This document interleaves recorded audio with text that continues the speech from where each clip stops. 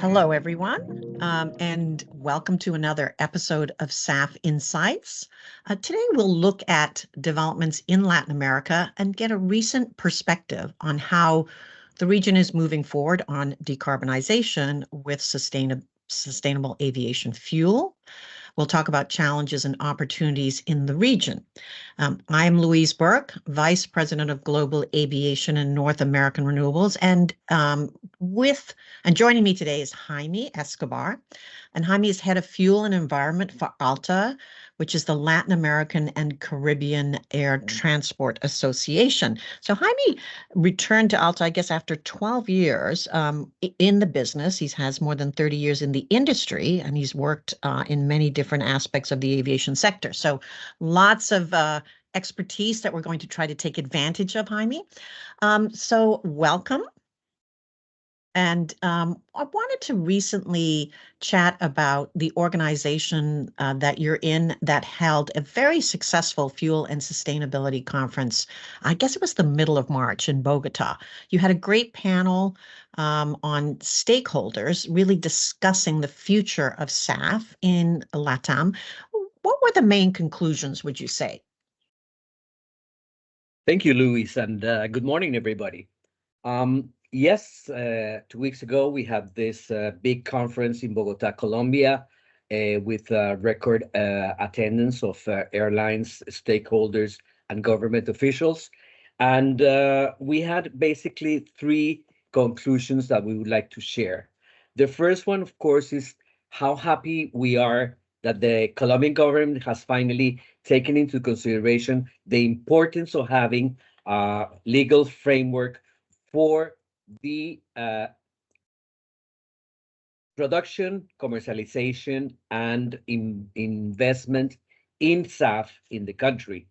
Finally, they are leading the working tables together with all government stakeholders and also with the industry. That means the airlines and the suppliers.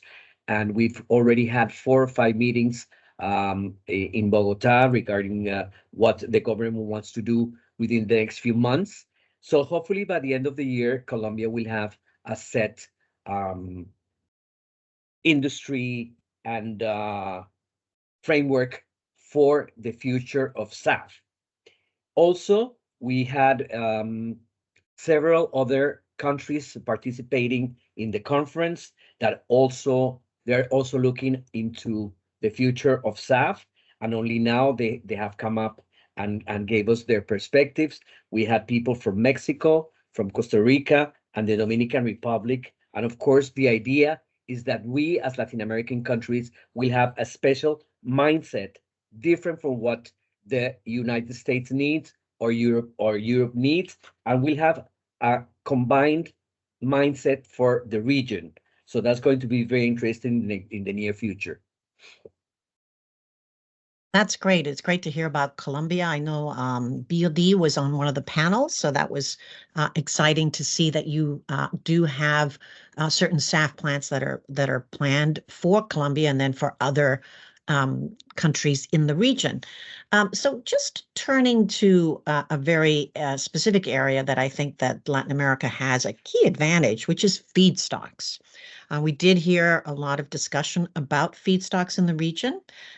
We have the HEFA SAF plants, of course, that we know that are the majority of the planned plants, but we also have the up-and-coming alcohol to jet SAF. Do you find that the feedstock stakeholders in the region are committed to supporting SAF, and do they need incentives, or I'd love to hear your perspective on that? Well, yes, Colombia and other Latin American countries, as you know, are very agricultural minded. We have all the resources, we have the land, we have the crops, and of course, the associations like the Palm Association, the Sugarcane Associations, they're also looking very closely into the future of SAF. However, they're still looking for the certification of the product so that it's going to be finally recognized by Corsia in Europe, so that the production of SAF from these feedstocks is actually recognized and can be used in the end product. As regards to alcohol, you very well know, of course, that Brazil, Argentina, and the southern countries are very advanced in this issue, and alcohol to jet is going to be something very hot in the next months and years, especially in Brazil, where they're going to start producing SAF out of ethanol and other alcohol-related. No, it's a really interesting prospect for Latin America because I know Argus has a global SAF capacity database, and we do see by the end of the decade that the alcohol to jet is going to be very key as we move forward on the next steps and we bring in those additional feedstocks. I do have a question because I find that when we look at some of the South American plants that announcements that are made identify that the SAF may be going elsewhere. It might be going to Europe or somewhere else. So how do you see the next step in the region to help decarbonize the jet fuel? I mean, do we need more policies put in place by different countries? What are your thoughts and final conclusions that you think would help the region develop SAF domestically? Basically, what we need in our countries is incentives for the investors, incentives for the production, incentives for the actual commercialization of SAF, because what we've seen recently is that the only SAF that is going to be produced in the next few years is already sold to European markets. And what we need, of course, is mass production of SAF in Latin America with all the resources that we have, so that maybe the price will eventually come down and the airlines will have access to the new production locally. But if not, what we see is that the very little SAF that's going to be produced in Latin America will probably be exported to North America or Europe, as we've seen of the first production plant in Paraguay within the next few months. Yeah, no, and of course we do want to see SAF produced in all regions. So we look forward to hearing more about the policy changes and perhaps, again, the stakeholders really committing to producing within the region. So of course, Jaime, your organization works very closely with all the stakeholders to make that happen.